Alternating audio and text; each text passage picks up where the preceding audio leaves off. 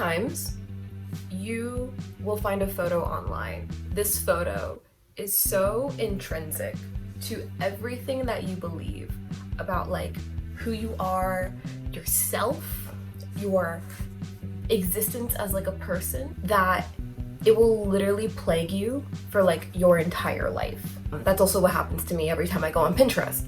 That is what ended up happening to me when I found this lovely cherry curtain. So like basically I've always wanted it, but one, it's vintage. And this is also a reminder, always do research for things that you find on Pinterest.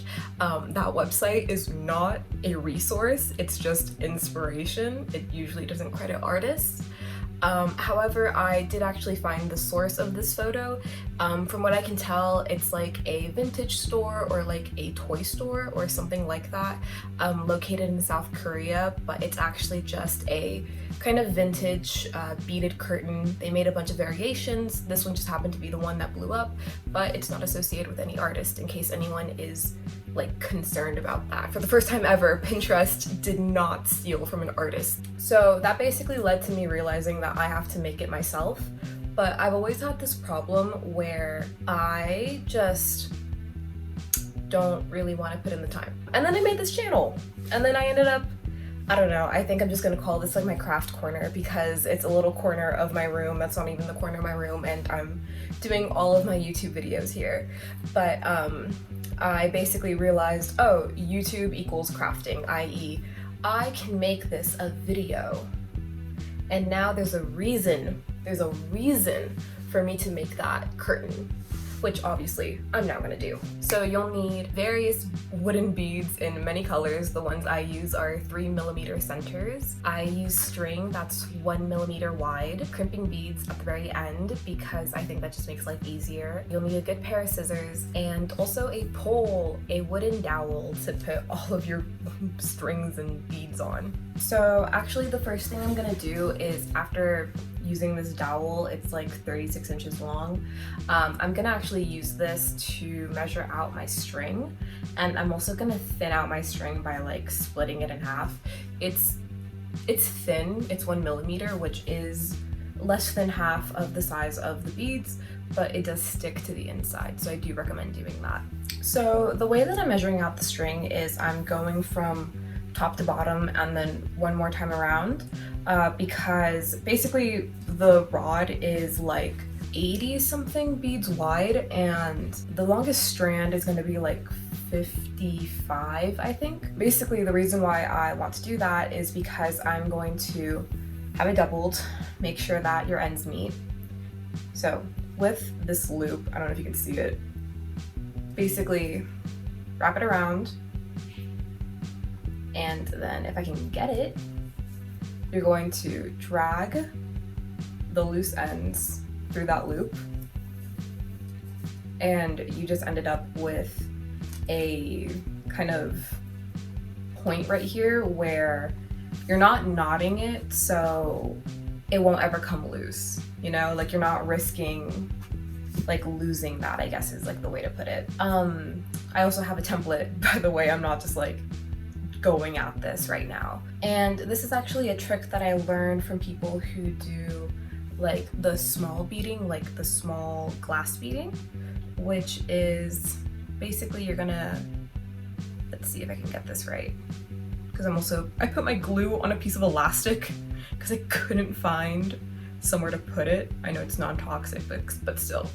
You're going to glue the end, you're gonna flatten it a little bit, and then once it's like solid, you're basically going to cut a point. While I leave that to dry, I'm gonna actually prep a couple more strings, and then we can start with the beading.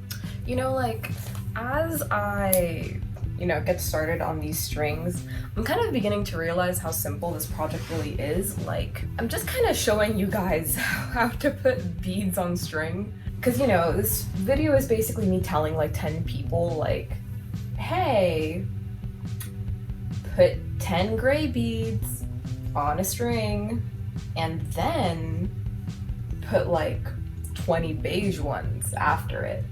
And there you go. And I'm basically doing that and saying, yep, that's my video. So thank you to all the 10 people watching this who just love seeing that. The thing about this project is that it's actually not the most difficult thing in the world. It's just that it takes a lot of time. And again, like as I was like going through the process of like getting everything for this, I basically realized, and hold on, I have the number written down. This project is using 4,423 beads. I could not conceive a project using that many beads. I genuinely thought that the curtain had like 500. I think more so that's what this tutorial is. It's me kind of giving you guys like a, hey, this is where I did it, and this is where I got like my resources, and you know, I can do like this and this, and it makes it easier for everyone, and you know, like that's what I can offer with this really, because it's very, very simple. To be honest, I think anyone could do it. I hope you all have cherry curtains, you know, by the end of the year, but it's really just getting everything together that like sucks. You can all go ooh and ah because here's a completed piece. They're actually not very hard to make. It takes like 10 minutes a strand, 80 strands, 80 minutes. No, wait, no, 800 minutes, fuck. Basically what you're gonna do is just use my template layout. I have each strand numbered, so you'll know, like for example, this was 38 like beige, and this was like 9 like red, and then like 1 like shading color, so like a darker red in this case. But yeah, you can just follow it and it should be pretty simple. Hopefully this won't take forever and a day, but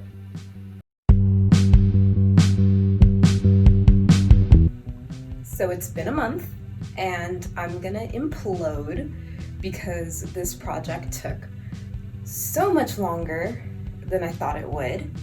I spent, I think, exactly 3 weeks doing this. I actually began my recording in April, and I thought, oh yeah, I can totally finish this in like 2 days, totally.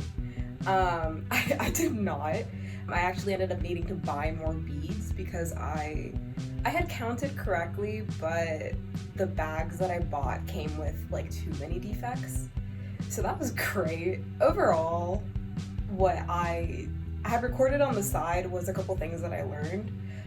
One, which was to glue your strings the night before, let them dry, and they'll be hard enough to go through the wood beads with no problem. Always use an Excel document, which I did. You should get these kind of tiny little metal beads to put at the ends, but when you make a knot at the bottom of the bead string, put the little golden thing above the knot, not below it. Otherwise you'll end up like having it fall off and have all of your beads run down the string while you look at yourself and wonder, is this really worth it? I ended up doing that today. I also did a very quick Target run to get some, you know, like those sticky hooks for my wall because we're renting and I don't want to make any more holes than I already have in my wall. But overall, very fun, and I would say kind of worth it. I think it was fun. So I think all that's really left is for me to be able to show you guys the final results. You can come with me if you want. We'll go right now over to that wall.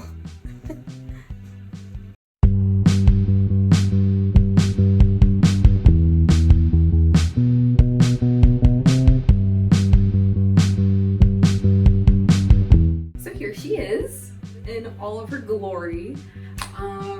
Honestly, I'm pretty happy with how it turned out. I would say that maybe don't do what I did, which was tie the bottom so tight. I think that's why some of them are curling and I don't know what to do about it because I don't want to restart it. But honestly, I had a lot of fun, and I really hope that some of you guys try this out either with the design that I made, or maybe you guys try out like your own design. They're really easy to make. You just fill in blanks in Excel. But I hope you guys like this video, and honestly, I think I might be doing more crafts in the future. I have this like big empty wall that I want to fill because I don't like how empty it feels. But if any of you guys try out doing this, I honestly would love to see it. I love the idea of like inspiring someone out there to like also decorate their room or somewhere, wherever. I think that'd be really fun. So I'm kind of hoping that someone does this. Fingers crossed. But either way, I hope you guys like this video, and I'll be seeing you guys soon. Bye!